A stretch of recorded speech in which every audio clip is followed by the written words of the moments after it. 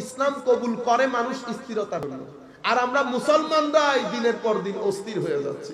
কাজে আসেন আমরা ওই কলবের উপর জোর দেই, আমরা এটার উপর জোর দেই। বাইরে অনেক সুন্দর হয়েছে, আমরা টুপি পাঞ্জাবি সুন্দর সুন্দর দেখছেন না, কোটি এক একটা বাইরে কত কিছু, সবাই সুন্দর স্মার্ট। আসলে স্মার্টনেস ভিতরে। আমার আল্লাহ বলছেন হাদিসে পাকের মধ্যে, আমার নবী বলছেন যে আমার আল্লাহ বেটা তোমাদের এই স্মার্টনেস গুলা দেখে না।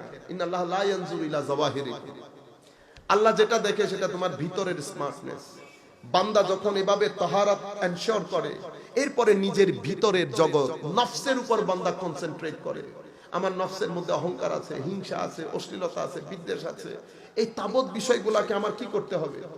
দোয়া মুছা করতে হবে। দোয়া মুছা করতে করতে করতে করতে যখন মরিচিকা সরে যাবে, অরিজিনাল চুম্বক অটোমেটিক্যালি, তখন আপনি আকর্ষণ অনুভব করবেন। তখন আপনি আকর্ষণ অনুভব করবেন, যে আপনি আকর্ষণ অনুভব করবেন তখন তো দুনিয়া পরিবর্তন হয়ে যাবে। আকর্ষণ অনুভব করার সাথে সাথে আপনার চরিত্রগত জীবনে একটা আমূল পরিবর্তন আসবে, একটা রেভলিউশন চলে আসবে। আপনার আদত পরিবর্তন হবে, মানুষ ভদ্র হয়ে যাবে, মানুষ আখলাকি হয়ে যাবে। মানুষের আদত পরিবর্তন হয়ে পুরো একটা রেভলিউশন তৈরি হয়ে যাবে ওই ব্যক্তির মধ্যে। যখন এটা হবে, তার ভিতরের জগৎ পরিবর্তন, বাইরের জগৎ পরিবর্তন, তখন হতে হতে এমন হয়ে যাবে, এখন আমার আল্লাহ বলেন না ইন্নাল্লাহা ইউহিব্বুত তাওয়াবিন ওয়া ইউহিব্বুল মুতাতাহহিরিন, তখন আপনার নফসের সিঁড়ি বন্ধ হয়ে যাবে, কলবের উপরের সিঁড়িটা জারি থাকবে, বান্দা উপরে উঠবে, আমার আল্লাহ আরো দেখবে, আরো দেখবে। তখন আমার আল্লাহ ভিতর থেকে, বান্দা যখন বন্ধু হয়ে যায়, ভিতর থেকে টান অনুভব করে, ফেরেশতারা টান অনুভব করে, জিবরিল টান অনুভব করে। কেমন টান?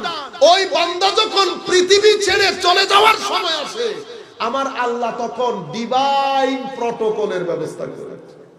কারণ ফেরেশতারা তো আগ থেকে টান অনুভব করত, এখন ওই ব্যক্তির সময় এসেছে, ফেরেশতারা পুরো অ্যাটমসফিয়ারকে নূরানি ফেরেশতারা সাজাইতে শুরু করে।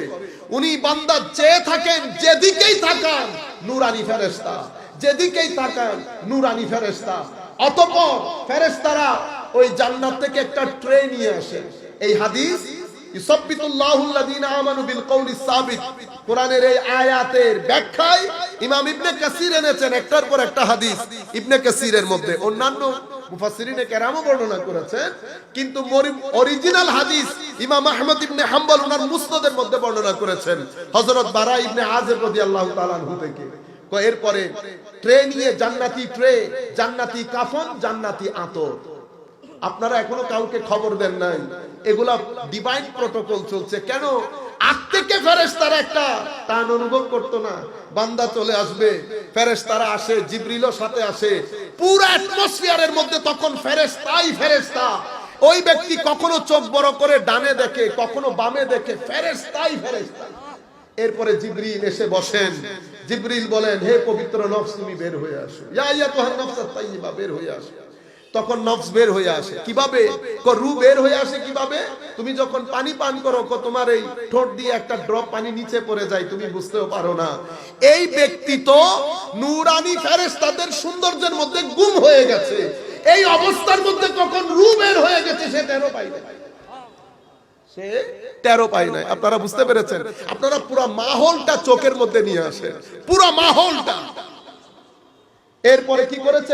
রূহটা নিয়ে ওই বর্তনের মধ্যে রেখেছে, জান্নাতি কাফন আর জান্নাতি আতর ট্রের মধ্যে। রূহ থেকে এমন সুগন্ধি বের হয়, আশপাশের পুরা মাবাইনাস সামাওয়াতি ওয়াল আরদ পুরা খুশবে একেবারে সুগন্ধি যুক্ত হয়ে যায়।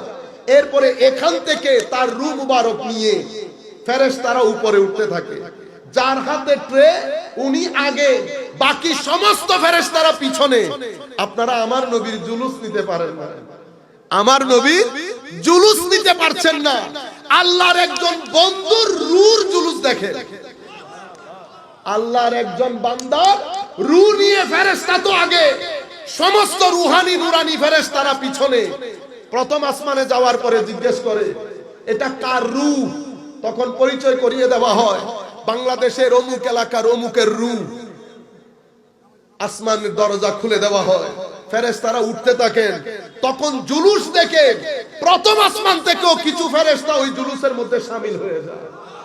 এক আজীব মাহৌল হয়, আজীব মাহৌল। এটা আল্লাহর ওয়ালির রূহ কবজ হওয়ার পরের উরুসের কথা বলছি। আপনি দুনিয়ার উরুস নিতে পারতেছেন না, এটা হচ্ছে আল্লাহর ওয়ালি রূহ কবজ করার উরস, রূহ কবজ করার পরবর্তী উরস। ফেরেশতারা যেতে যেতে এভাবে প্রত্যেক আসমানের মধ্যে লম্বা হাদিস, ইল্লিনের মধ্যে যায়, জিনিসপত্র রাখে। আমার আল্লাহ বলেন তার আমল রেখে তার রূহটা কবরের মধ্যে ফেরত দিয়ে দাও, ওখান থেকে তাকে বানিয়েছি, ওখান থেকে তাকে জীবিত করা হবে। রূহ ফেরত আসে। তখন লম্বা কথা, আমি শুধু মূল কথাগুলা বলি। উর্স কাকে বলে?